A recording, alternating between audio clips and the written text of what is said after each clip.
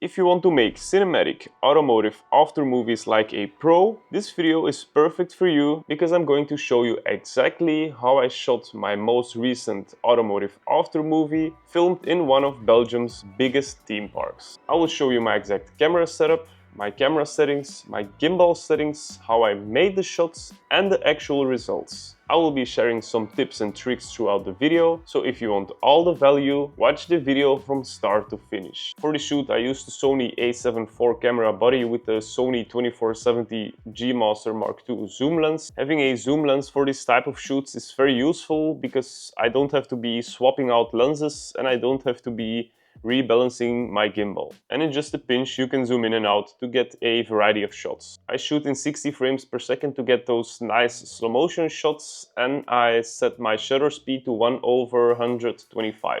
I shoot in 4K, autofocus continuous, spot medium, and I set my shift sensitivity and shift transition speed both to the middle. S-Log3 to capture the most possible detail for color grading. ISO is set to 800, which is the base ISO for S-Log3 on my Sony a7 IV. The filter I use is the Freewell CPL Plus Variable ND. The Variable ND, you can just twist it to set your desired exposure. The CPL filter is to get rid of unwanted reflections on the car, or to be able to see through the windshield or windows, or to enhance the overall color saturation from the car's paint, which I will show you exactly later in this video. It was an outdoors event and it was super sunny, so I set my white balance to 5600 kelvins. And my aperture was set to 2.8. To get those buttery smooth shots, I used the DJI RS4 gimbal with medium deadband and slow movement speed.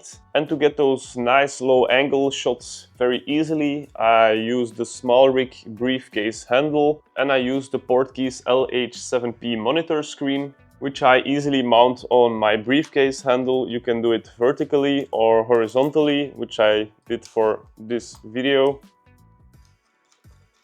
Just like this. And this monitor screen actually helps me with a couple of things. First of all, this gives me a clean visual of what I'm filming, which helps greatly for my composition and framing. Both for like high angle shots or low angle shots, you can easily tilt the screen. Second, it helps me to get better exposure because I display my Luma waveforms here on this bigger display, so it's just easier to see. Third, it has the touch to focus feature, which is pretty easy. You just touch an object that you want to have in focus, and I combine this with peaking mode, which shows me in a red outline which object is actually in focus. And you can also track focus on a specific subject. I will drop a link of all the products that I've used throughout this video in the description box, so you can check it out. Let's go shooting.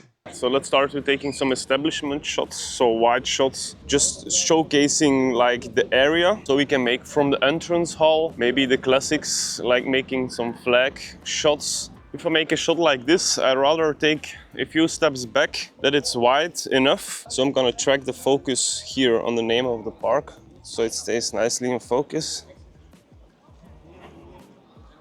I'm gonna set it to pan tilt follow.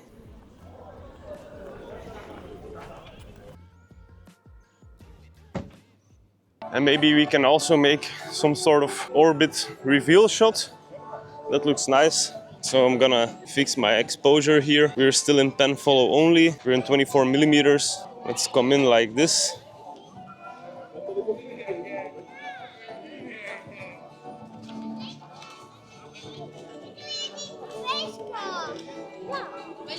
So let's take a nice orbit shot from the wheel, so we make sure that it's in focus.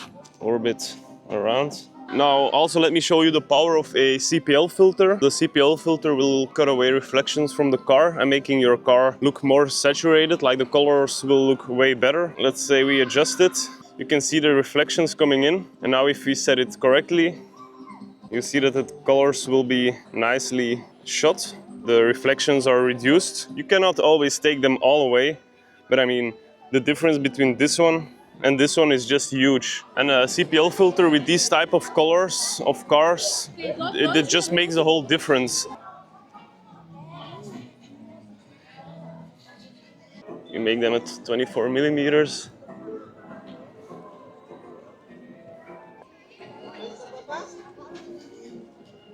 So here we're gonna make a shot from the seats right there. And also the CPL filter is pretty useful for this. So we're gonna twist it to minimize the reflections. So there is a lot of sun, there's a lot of reflections, so we won't be able to cut it all out, but this looks good. So we're gonna take some foreground here from the mirror. Then we're gonna make this type of shot.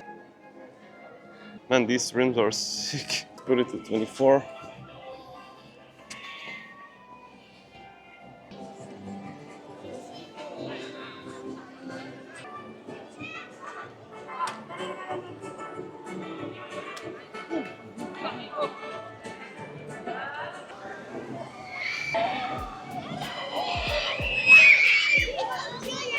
Ah, this one is nice.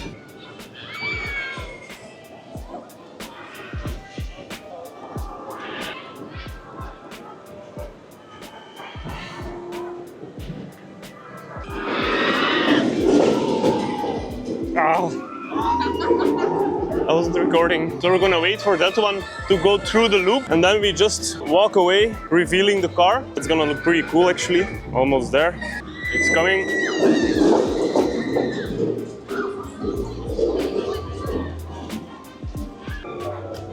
Ah, fuck.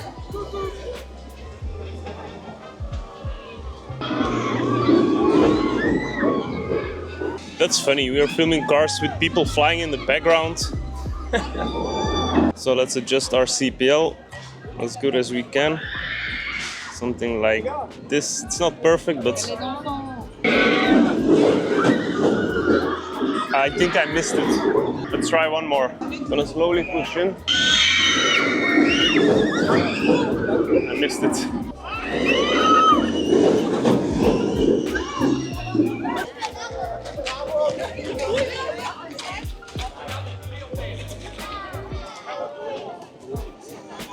So let's just make a simple push-in shot. So I'm gonna set the car on the lower thirds for a nice composition. The rocks are nicely in the background, sort of symmetric. Then we just push in towards the headlights. So I'm gonna wait for it to go through the hoop. Then I'm gonna make sure the hoop is right in the middle while we are making orbit shot. So it's almost there. Let's already go slowly.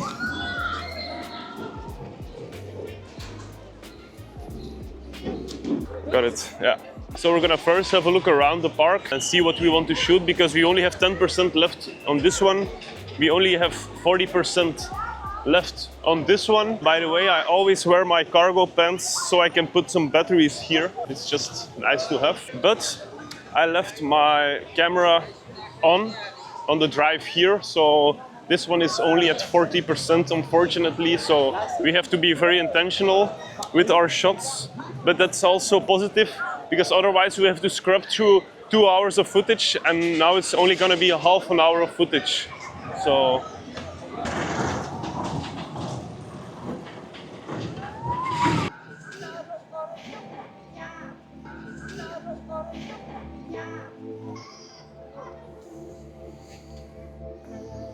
rear and pan, tilt, follow, so we can walk away, tilt down to reveal the cars. Comme ça, je suis sûr d'être à l'heure.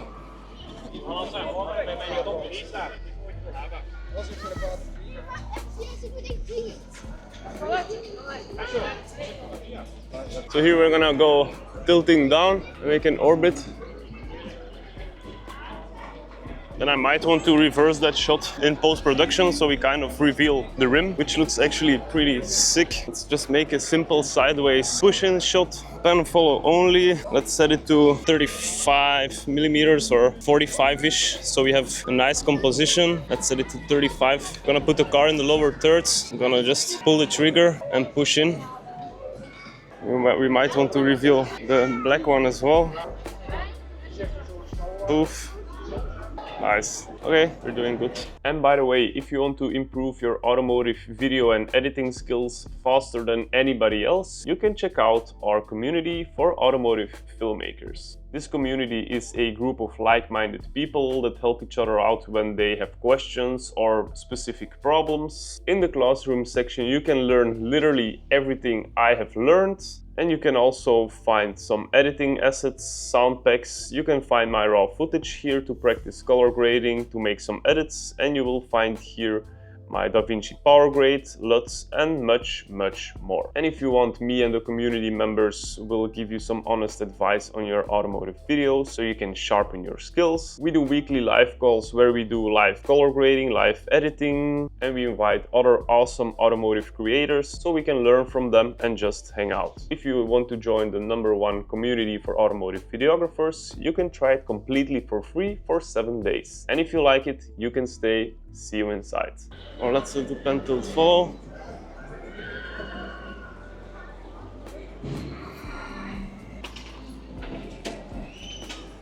Gonna follow only speedy bob. I'm gonna wait for the cart to pass.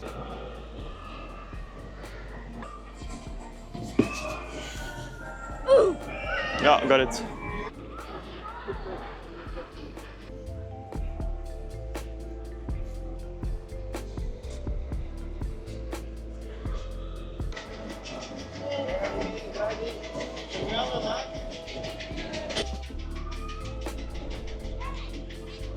So let's put it on the lower thirds of the car, and we have like the wheel, or what is it called, the wheel on the spinning wheel. We have it nicely spinning in the background.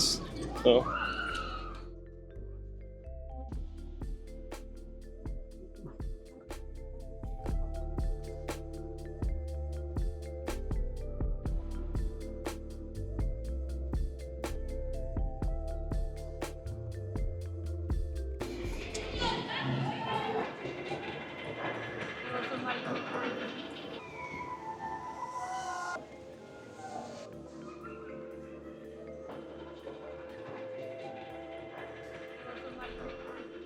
and if you want to learn how I edit these type of cinematic videos, make sure to watch this video next, because I literally share all my secrets in this video.